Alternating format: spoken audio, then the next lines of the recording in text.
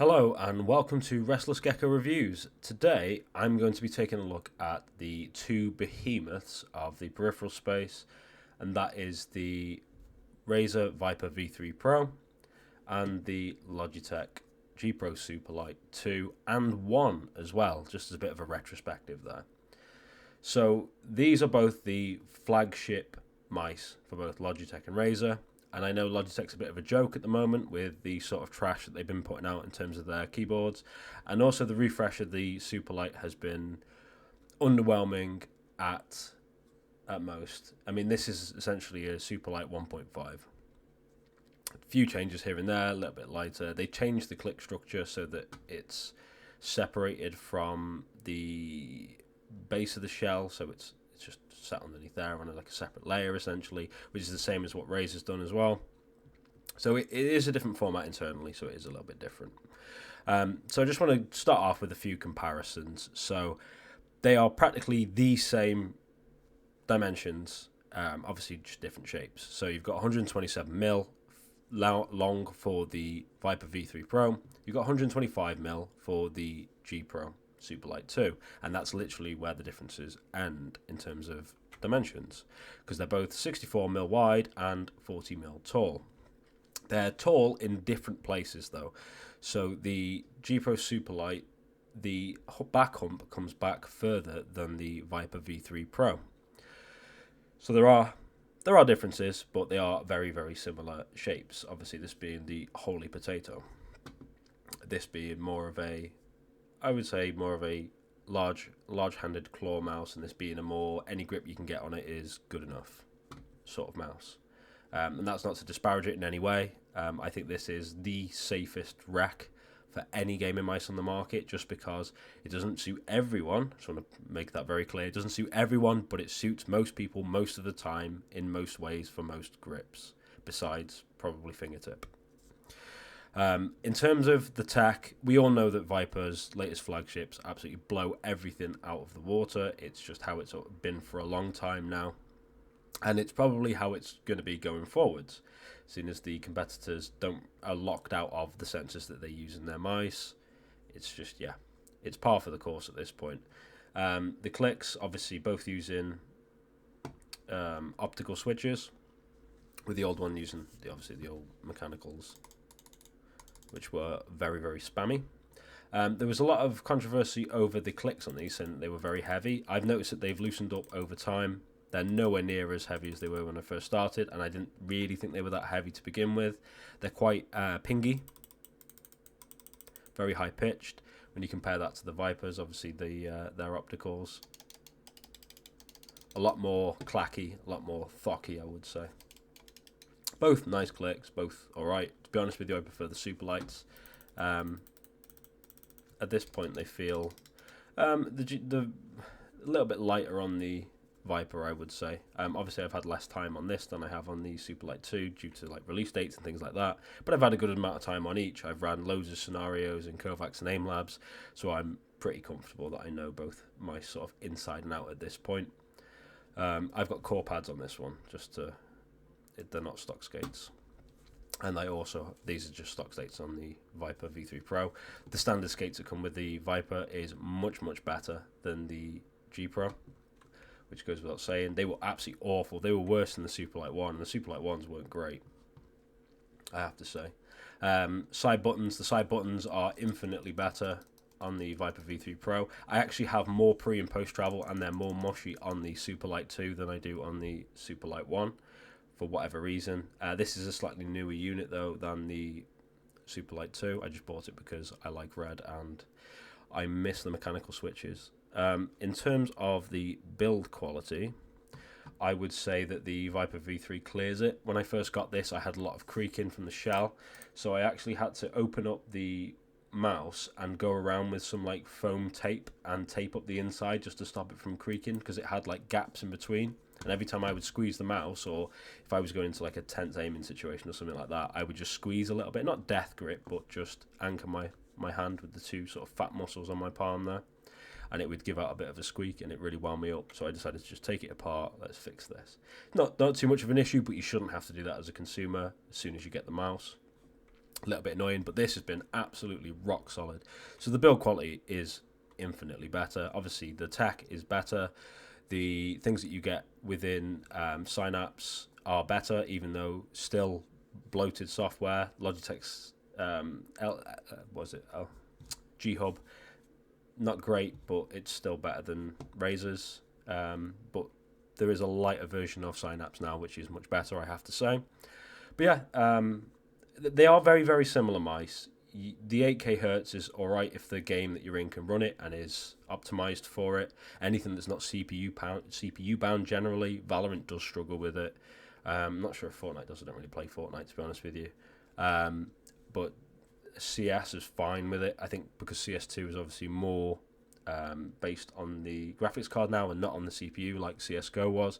So we can handle 8000 hertz. AimLab struggles for me with 8000, but your mileage may vary depending on the setup you've got, depending on your CPU and your GPU, obviously. But yeah, one thing to note as well is quite interesting is if you look at the Superlight one, look at the distance between the clicks, and then look at the distance there. They're much closer together. In terms of the clicks themselves, you do get a little bit of side-to-side wobble on the Gpro, a little bit, very, very minimal, but I can feel it. So, and sometimes when you're like spraying down in CS or whatever, it is noticeable. There is like nothing, absolutely nothing on the Viper V3 Pro. It's just so well implemented. Scroll wheels, very light scroll wheel, nice tactile click to it. Even lighter on the Gpro Superlight 2, I would say. Not found myself accidentally jumping or anything like that, but it is, the steps on it is distinguished. Still quite a few steps on it though. Silent pretty much in terms of the click. The old one, much louder, and still a silent click. So yeah, I would say they are both fantastic mice, if a little bit expensive, to be honest with you at this point, considering what you can get for your money. The difference between them for me in terms of shape, even though this is a mouse that clears the Gpro Superlight, I still prefer the Gpro Superlight. I think I am slightly biased by the fact that it's the first decent mouse I bought. It was the first one that I really sort of like sunk my teeth into, spent a lot of hours on, things like that. The other difference I find as well is, so in terms of how I grip both of them, I'm very locked in with the Viper due to the shape, how far back the hump comes. The finger grooves sort of get you to sit your fingers quite comfortably within the actual clicks themselves. I mean, it's a very, very comfortable shape, so that might suit you. One of the things that I find is I have quite wide hands, like I think they're 11 cm wide or something like that. So I have reasonably wide hands. I think length is sort of, the width is disproportionate to the length, I think, sometimes, sort of like shovel hands. I find that with the Gpro, if you look at you can't really see it on the camera, but the back of the mouse actually is, so the gap in between sort of like this base bit here and the back of the shell is actually higher on the Gpro Superlight than it is on the Viper. It's much less. So let's see if I can show you that.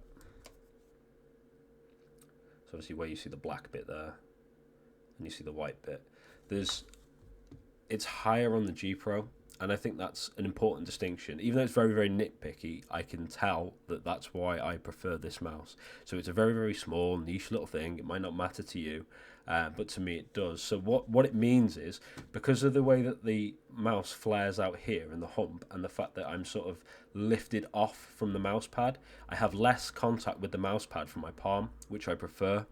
So I use my fingers to touch the mouse pad to sort of control my speed, control my flicks, those sort of things. It sort of like dials me in a little bit. I'm making contact with the mouse pad, but I don't like my palm to touch.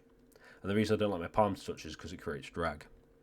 I mean, you could grip it like the whole sort of donk style, Zowie style, and do it that way, but I can't get along with that. It's too sort of free for me. But yeah. So I find it's just this back bit here, so this muscly bit here doesn't touch the mouse pad, which I quite like because it gives me a little bit more freedom, allows me to move. Whereas with the Viper, because I'm because of the way that I'm gripping it, I think you can actually see it there. See how my skin just overlaps just at the bottom bit of the hump there, just at the back of the mouse, and that just drags a little bit. So I find myself, I find that it's really good for flicking though, really really good for flicking. But I find the Gpro for tracking scenarios much better. And again, it might be biased because I've used it for such a long time.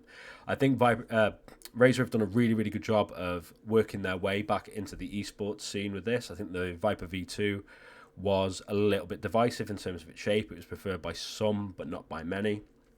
I would say it was a great mouse, like technically. The scroll wheel was a little bit awful.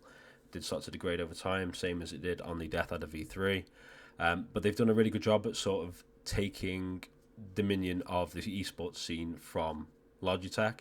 A lot of pros in both Valorant and CS switched over when it released. Obviously Zakin is maining the white Viper V3 Pro and doing a fantastic job with it as he won Madrid. That was sort of like the big headline thing, and I think that massively helped their marketing push as well, which further use to them. Money well spent, if you ask me. But I did notice that a lot of them came back to the Superlight. And I don't know if it's for the same reason or it's just muscle memory. Obviously, muscle memory being a myth in terms of aiming for the most part. But maybe it's just nostalgia bait, whatever it is. A lot of them came back. There's still a fair few of them on the Viper V3, though, don't get me wrong. But I have to say, really, really good effort and a really, really good product that has cemented Razer's place outside of Ergo's in the esports scene.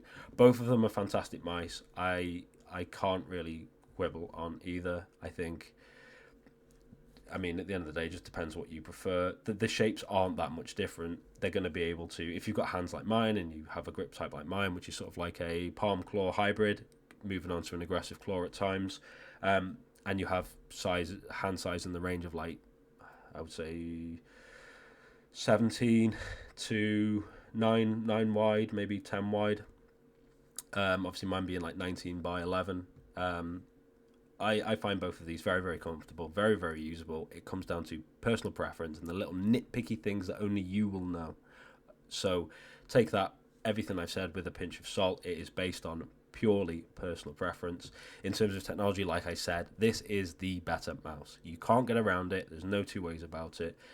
In terms of all the tech, all the bells and whistles, the software and things like that, everything you can do with it, it is the better mouse. But again, it just comes down to what you prefer. You could have a bowling ball with the next generation of sensor in it with the best clicks and everything, but if it's absolutely huge, you're not going to be able to use it. It comes down to what you prefer, your shape preference, and the way that you grip the mouse. And I think that really is the key here and going forward as well.